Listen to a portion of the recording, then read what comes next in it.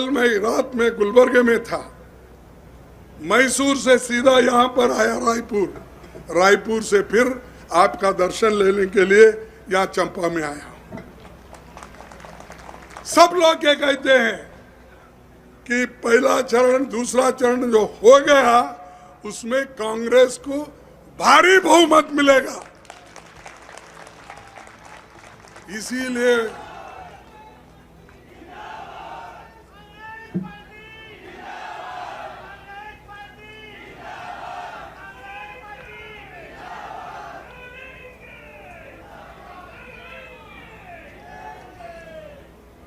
और मोदी साहब बहुत अब छटपटा रहे, क्योंकि 2 इलेक्शन होने के बाद उनको ऐसा लग रहा है कि उनके पैर के नीचे जो जमीन है वो खिसक रही है। तो जब खिसक रही आदमी चिड़चिड़ा होता है, कभी हमको गालियां देता है, कभी मंगलसूत्र पे बोलता है, कभी मुगलों पे बोलता है, कभी मुसलमानों पे बोलता है, कभी मटन चिकन इस पे भी बोलता है या नहीं? तो ऐसा प्राइम मिनिस्टर है। पंडित जवाहरलाल नेहरू से कंपेयर करते हैं ऐसे लोगों को, इंदिरा गांधी जी से कंपेयर करते, लाल बहादुर शास्त्री से कंपेयर करते, राजीव गांधी जी से कंपेयर करते। अरे उनके मुकाबले में तुम कुछ भी नहीं हो, क्यों इतना बकते हो? उन्होंने देश के लिए तो ये कर दिया, बड़े बड़े कारखाने कर दिए, स्टील फैक्ट्रियां निकाले, कोयले की खान खोदवाए, डैम बनवाए, पब्लिक सेक्टर्स बना के उन्होंने दिया। तुम क्या बनाए भाई? तुम एक ही मोदी मोदी मोदी।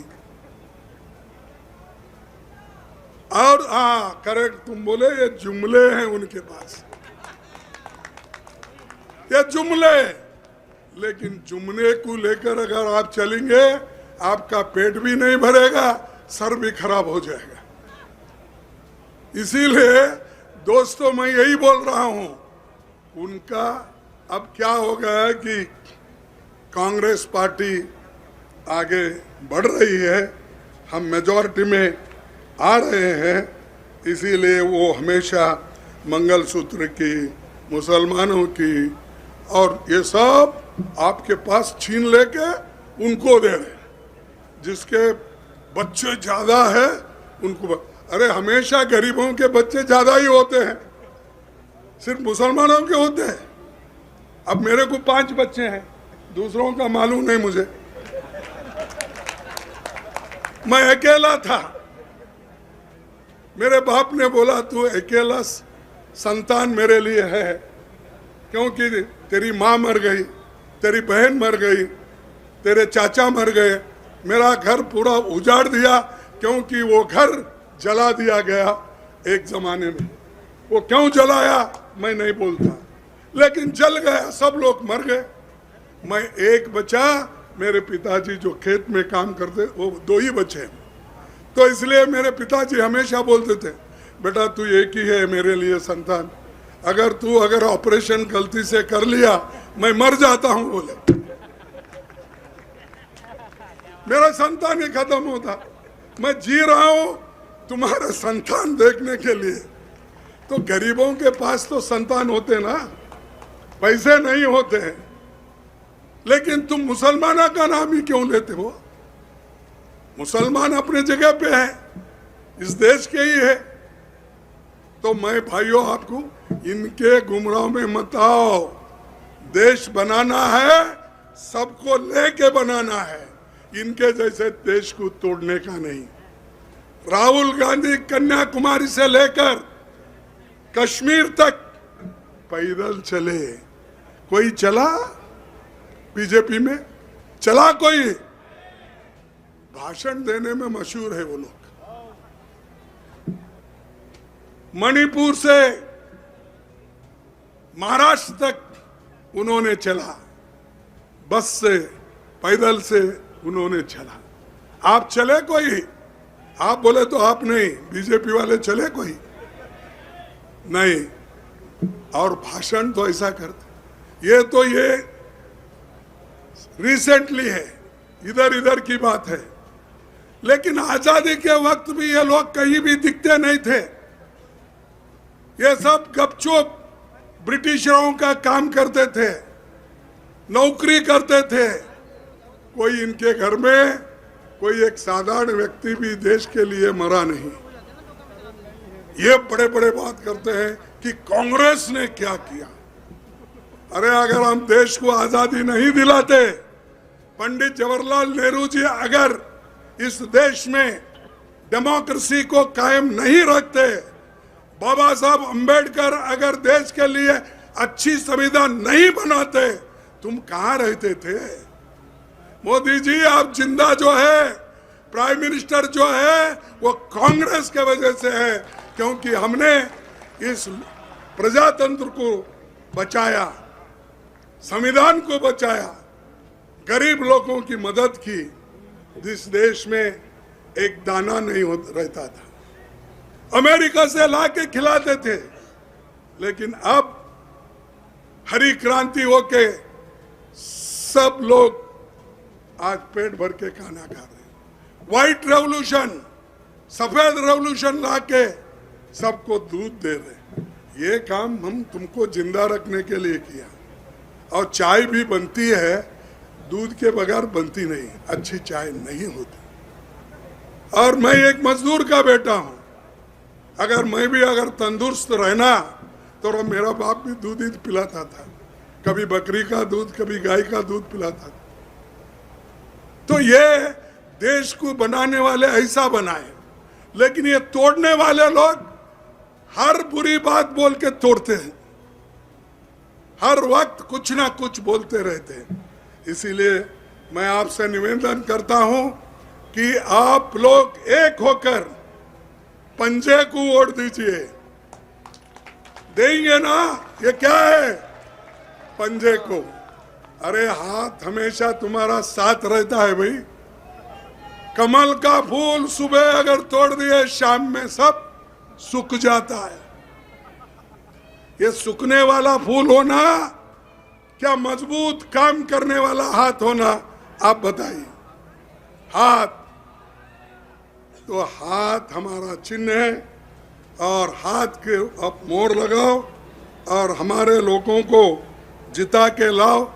और हमारे यहाँ के जो कैंडिडेट हैं, क्या शिव कुमार डहरिया, देखो इनका भी नाम शिव कुमार। अबे बराबर है, राम का मुकाबला कर सकता है, क्योंकि ये शिवा है। मेरा भी मल्लिकार्जुन बोले तो मैं भी शिवा हूं। अष्टलिंग में मेरा एक लिंग है मल्लिकार्जुन के नाम से। तो ऐसे धार्मिक बातें करके लोगों को फंसाओ मत। लोग अब होशियार हो गए, पढ़े लिखे हो गए। सिर्फ हम लोग जंगल में ही नहीं रहते, हम लोग बाहर आ गए हैं। तुम्हारे जैसा एजुकेशन पाएंगे, तुम्हारी जैसी नौकरी करेंगे, तुम्हारा जैसा बिजनेस करेंगे और दुनिया को बताएंगे हम भी सशक्त हैं, हम भी लड़ सकते हैं, देश के लिए और कौम के लिए लड़ सकते, ये हम दिखाएंगे।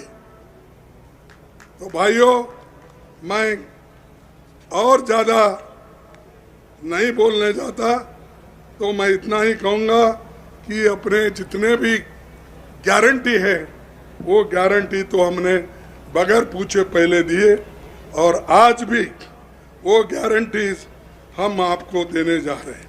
मैं अभी आपसे कहा कि हमारी जो गारंटी है, पहली युवा न्याय, ये राहुल गांधी जी ने कहा कि पहली नौकरी पक्की, हर शिक्षित युवाओं को 1 लाख की अप्रेंटिसशिप का अधिकार देंगे। जितने भी नौजवान लोग यहाँ बैठे हैं, उनके लिए ये युवा न्याय। दूसरा, भर्ती भरोसा, 30 लाख सरकारी नौकरियों को हम भर्ती करके रहेंगे। वो इसलिए नहीं कर रहे भर्ती क्योंकि वो नौकरी अगर भर्ती करे तो शेड्यूल कास्ट को मिलेगा, शेड्यूल ट्राइब्स को मिलेगा, बैकवर्ड्स को मिलेगा। इसीलिए वो रोक के रखे, रेलवे की नौकरी रोक के रखे, पोस्ट ऑफिस की नौकरी रोक के रखे, जितने भी खाली है स्कूलों में सब वो लोग टेम्पररी ले रहे, लेकिन परमानेंट नहीं कर रहे। और ये पेपर लीक हो रहे, मजदूरों को जो आज न्याय मिलना है वो नहीं दे रहे, तो इसलिए हम श्रमिक न्याय वो भी ला रहे। आज इसके अलावा नारी न्याय के लिए हर साल एक घर में जो एक बड़ी महिला रहती है, जो घर चलाने वाले, उसको 1 लाख रुपए हम सालाना देंगे। और तीसरी, हम सावित्रीबाई फुले हॉस्टल्स हम खोलेंगे, क्योंकि हमारे बच्चे बच्चियां वहां पर ठीक ढंग से पढ़ते नहीं। किसान न्याय, ये सही दाम, एमएसपी का, कर्ज मुक्ति का, बीमा भुगतान का, ये सब हम करेंगे। इसके लिए भी ये भी गारंटी हमारी किसान न्याय की गारंटी है। श्रमिक न्याय, ये जो मनरेगा में कम दाम मिलता है उसको हम 400 रुपए, मैं जब भी बोला था 400 रुपए हम करेंगे। शहरी रोजगार गारंटी, ये भी हम देंगे। और सामाजिक सुरक्षा और सुरक्षित रोजगार, ये भी हम करेंगे। और हिस्सेदारी न्याय, गिनती करो, सामाजिक व आर्थिक समानता को, हर व्यक्ति हर वर्ग की गिनती अगर हो गई तो उनको क्या सहूलतें देना चाहिए। जैसा कि जवाहरलाल नेहरू जी ने पंचवार्षिक योजनाएं बनाई, ये कई के लिए बनाई कि लोगों की आर्थिक परिस्थिति क्या है, सामाजिक परिस्थिति क्या है, शैक्षणिक परिस्थिति क्या है, इसीलिए उन्होंने पंचवार्षिक योजना निकाली। और ये बोल रहे हैं भाई ये क्यों गिनती करा रहे, हर एक घर में कांग्रेस वाले घुसना चाहते, हर एक अलमारी खोलना चाहते। अरे भाई, हम अलमारी खोलने के लिए या अदानी अंबानी की तिजोरी खोलने के लिए नहीं आए, हम गरीबों के लिए आगे क्या करना चाहिए ये सोचने के लिए ये आंकड़ा जरूरी है। और आखिरी में यही कहूँगा कि हम जो जिस रास्ते पे चल रहे हैं वो नेक का रास्ता है, गरीबों के भलाई के लिए ये रास्ता है। इसीलिए आप सभी लोग एक होकर, एकजुट होकर काम करो, संविधान को बचाओ, लोकतंत्र को बचाओ। अगर बचाएंगे नहीं, सबसे ज्यादा खतरा आपको है, किसी लीडर को नहीं है।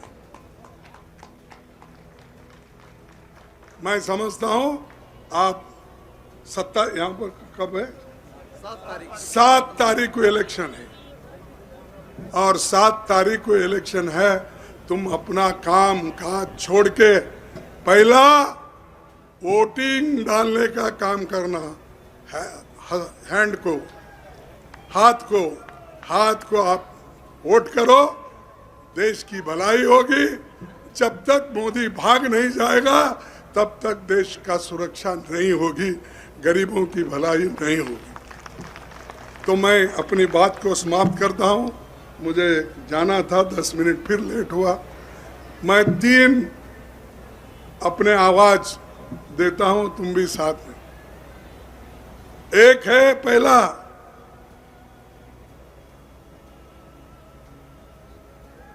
देश बचाओ मोदी भगाओ, मोदी भगाओ देश बचाओ, मोदी भगाओ देश बचाओ, मोदी भगाओ देश बचाओ। जय हिंद, जय हिंद। अरे सब इस लाइन में बैठे हुए, इस लाइन में बैठे हुए, उस लाइन में बैठे हुए, उधर जरा आवाज कमजोर, अरे थोड़ा पानी की तो व्यवस्था करना था, करे। जय हिंद, जय हिंद, जय कांग्रेस, जय कांग्रेस।